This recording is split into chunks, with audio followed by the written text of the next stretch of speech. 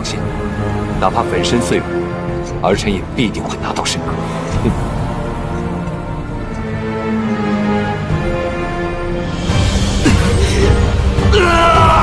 你天马老子不能说！一物之心，万物之血脉是人，强烈绝代！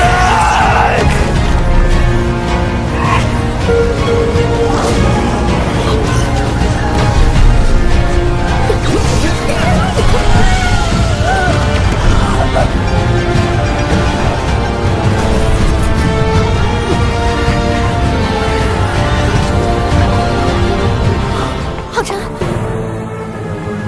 这是结束了吗？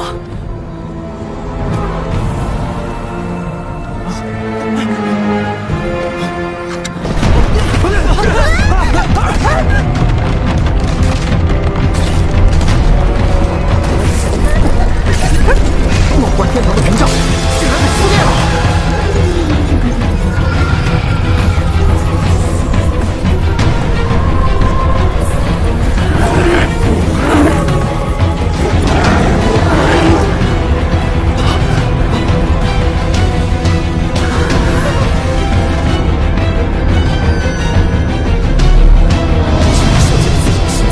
强势使魔圣皇降临！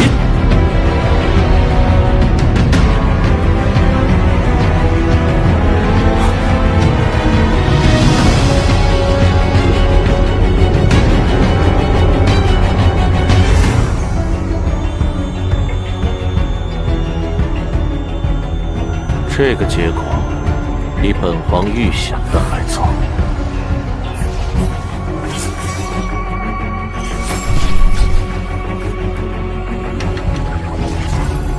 真令我失望了。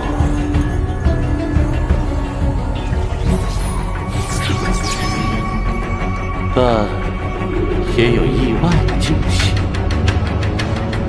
没想到你能把阿宝逼到这等地步。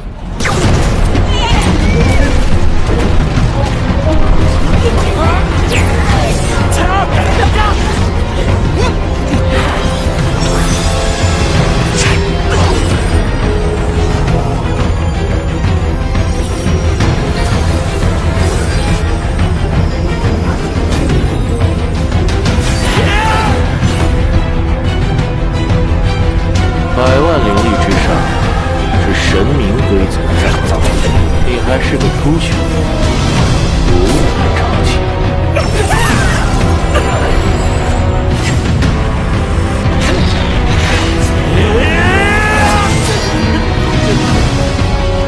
冯浩辰，你也许比阿宝更有钱。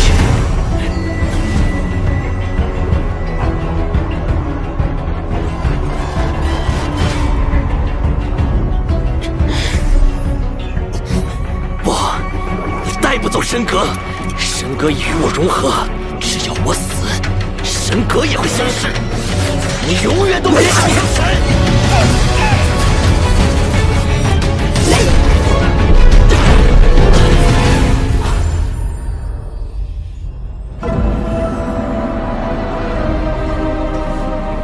但最终能不能获得神格，还在于你自己。原来如此。继续成长吧，浩辰。现在的你还太稚嫩，下次见面时，你和神格都一定会属于我。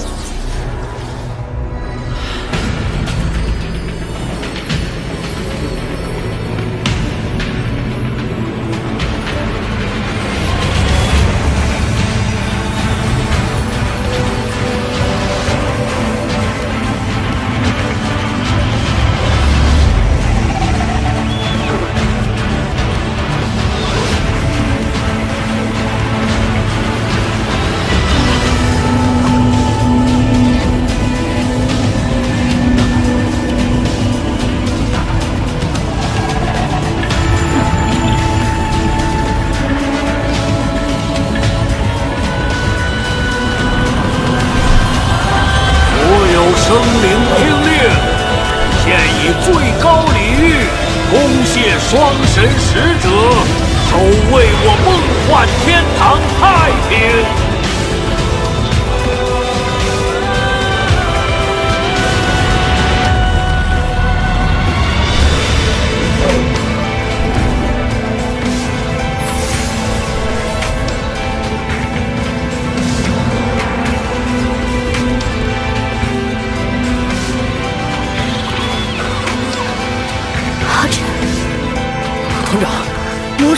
些魔族都走了？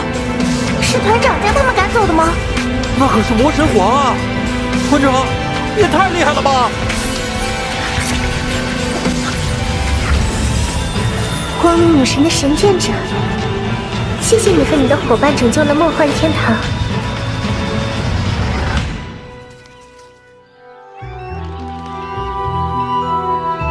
你刚才喊我神眷者？对，宇宙之始曾诞生过代表宇宙绝对意志和最高权责的创世之神，他创造了各个神明与位面，这些神明代表了远古最强的力量和至高的全能。虽然数万年来他们已经远离人类，只留下了模糊的虚影和传说，但如果一个人的先天内灵力超过90点，那他就是受到神明眷顾的人，成为神眷体质，拥有神眷觉醒的可能。一旦成功完成神眷觉醒，即为神眷者，同时也代表你已经被神明选定成为他的继承者。什么？神明的继承者？这也是当初我会选择你来守护梦幻天堂的原因。太厉害了！我们团长真不愧是万里挑一呀！另外，他也有神眷体质，而且距离觉醒不远了。什么？2位神明继承者？神眷觉醒后有什么益处吗？那可多了，不但天赋会更完美，灵炉和武器也会随之进化，同时你还能获得神明赐予的天赋技能，并且借用神明之力。神域天阳三绝，这就是神眷觉醒给我带来的天赋技能。你应该获得光明女神赐予的秘技了吧？这可是属于光明女神神眷者的奖励啊！专属？因为每一位神眷者所属的神明并不相同，所以真正觉醒后获得的奖励也各不相同。一切都要等神眷觉醒时才会揭晓。我的乖乖，咱们团也太厉害了！这样下去，魔族何求不灭？成神对我们现在来说还太遥远，光是100万灵力这一点，纵观整个圣魔大陆，也只有魔神皇一人能够达到。我们还是需要脚踏实地，一步一步来。不过，成为神明继承者之后，我倒是感受到了更多浩瀚的东西。与自然女神神格融合那一瞬，我脑袋里突然多出许多信息。等等，这是小雷，精灵龙前辈，请再帮我一次，或许我能创造一个奇迹。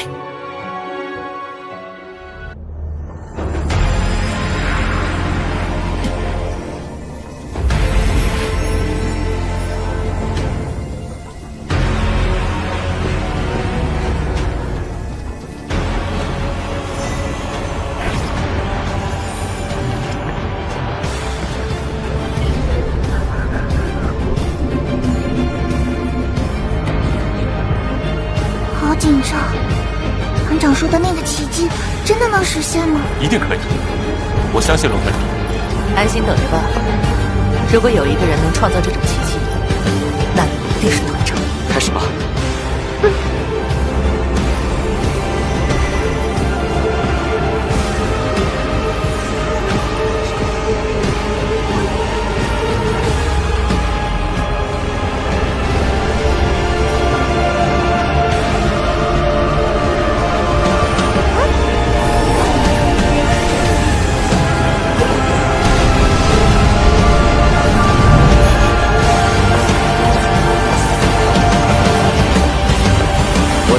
自然女神的权柄，执掌万物生机；我代行光明女神的权柄，执掌生命本源。我将赐保卫梦幻天堂的英灵至高无上的生命祝福。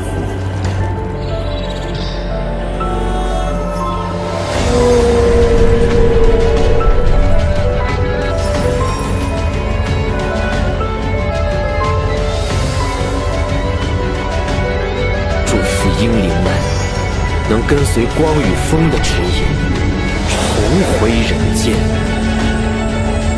真是异想天开，怎么能只凭一瞬的记忆就加以收神之术？而且这还会极大的损耗他的心神。可你还是相信他。对吧？可这毕竟是神明的魔法。对我而言，他的所作所为也宛若生命。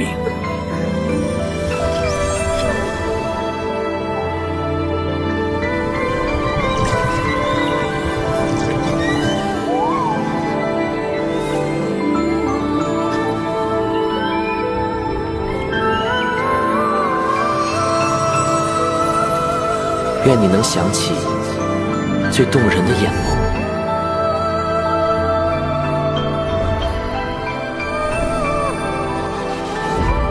愿你能想起每一次的开怀大笑，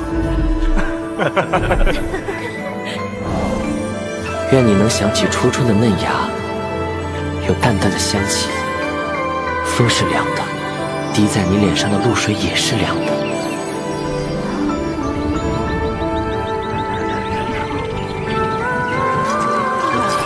耳边的虫鸣有点吵闹，饱满的果实竟异常甜美，阴凉与暖阳之间，洋溢着兴奋的细小尘埃。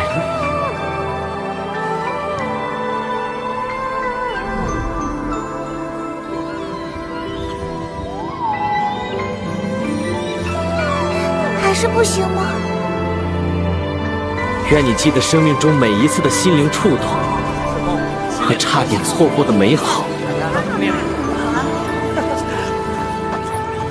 何兄弟，你来了，特别好吃，尝尝。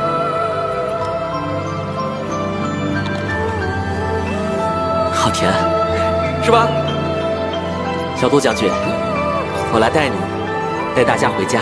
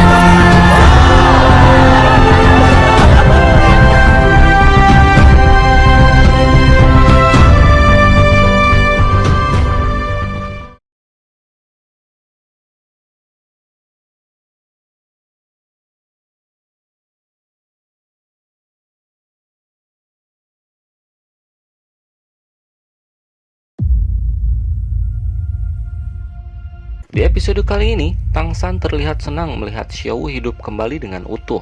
Terlihat cahaya kemasan keluar dari dahi Tang San.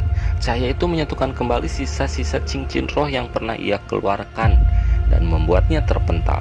Namun, Xiaowu segera mengejar dan menangkap Tang San. Setelah penantian yang begitu lama, akhirnya mereka bersatu lagi. Mereka saling menukarkan cincin perkawinan. Tang San memulihkan diri dan dibantu dengan Xiaowu. Tang San bilang menghidupkan dirinya adalah harapan dari Daming dan Erming, dan juga harapan satu-satunya selama dia hidup. Kemudian diperlihatkan momen ketika Daming dan Erming berpesan kepada Xiaowu, Kemudian Tang Hao menasihati mereka karena Daming dan Erming sudah meninggal dan agar menghargai yang ada di depan mata, baru bisa disebut dengan menyambut kehidupan yang baru. Xiao berterima kasih dan malah memanggilnya dengan paman. Namun Tang Hao mengatakan kemarin saat dia datang tidak memanggilnya dengan kata itu, namun dengan kata papa. Akhirnya Tang San memiliki kesempatan untuk bilang aku cinta kamu, dan Tang San pun melamarnya dan mengajak Xiao menikah dengannya. Tang San berjanji akan memeriahkan pernikahannya dengan megah agar seluruh dunia tahu kalau Xiao adalah istrinya Tang San. Meskipun dunia berubah, dia tetap akan mencintai dan bersama selamanya. Kebahagiaan Xiao adalah kebahagiaan terbesar Tang San dalam hidupnya.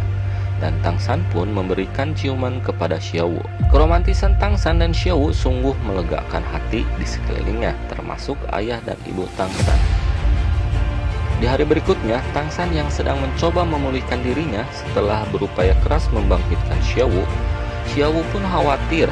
Namun sang ayah mencoba menenangkan dan berkata dia memiliki tubuh yang kuat, dengan beristirahat sebentar pasti akan pulih dengan cepat. Proses pemulihan diri terlihat berat. Meskipun syaraf dan tulangnya tidak terluka, namun kekuatan pikirannya sangat kacau. Untung saja ada cahaya Dewa Laut yang membantu mengumpulkan kembali kekuatan pikiran milik Tang San. Tang Hao mengatakan aura putih ini sangat lemah, namun ada kekuatan pikiran yang sangat kuat di dalamnya yang melindungi tubuh Tang San. Dia juga bilang dulu pernah berkultivasi saat menjadi tingkat Feng Hao Dauluo, namun keadaan Tang San sangat berbeda dengan dirinya. Aura putih membentuk 3 bunga dan berkumpul di puncak 5 aura dan menyatu dengan tubuhnya. Tang San mengkultivasikan jurusnya sampai level 9. Sekarang level kekuatan roh Tang San sudah mencapai 91. Namun setelah kehilangan 5 cincin roh pelindung rumput biru perak sudah rusak sepenuhnya.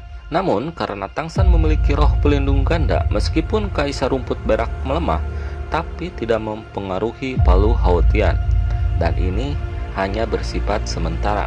Karena setelah Tang San menyerap kembali cincin roh, kemungkinan besar bisa memulihkan teknik roh itu.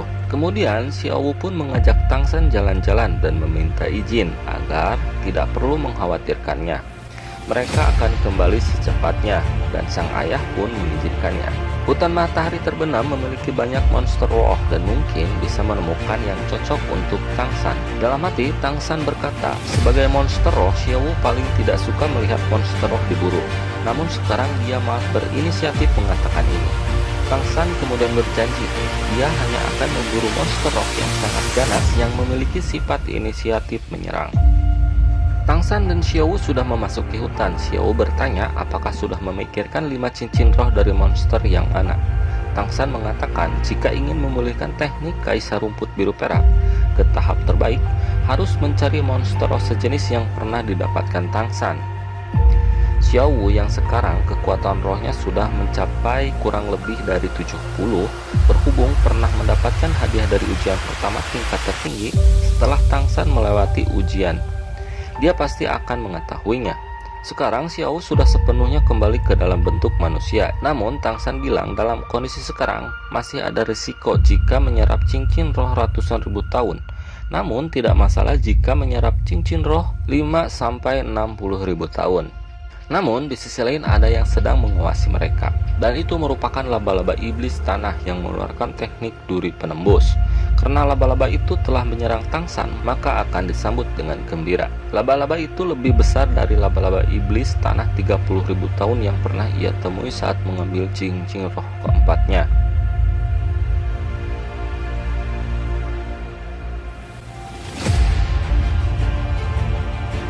Diperlihatkan di bagian lain dari Kekaisaran Wuhun, Huilena yang lainnya sedang berlatih. Ditunjukkan bahwa kekuatan mereka telah mengalami peningkatan yang lumayan pesat. Mereka berdua menciptakan jurus baru dengan menggabungkan pesona iblis dalam basis teknik roh bulan purnama yang bisa menghancurkan hati lawan. Nama teknik ini adalah bulan kematian.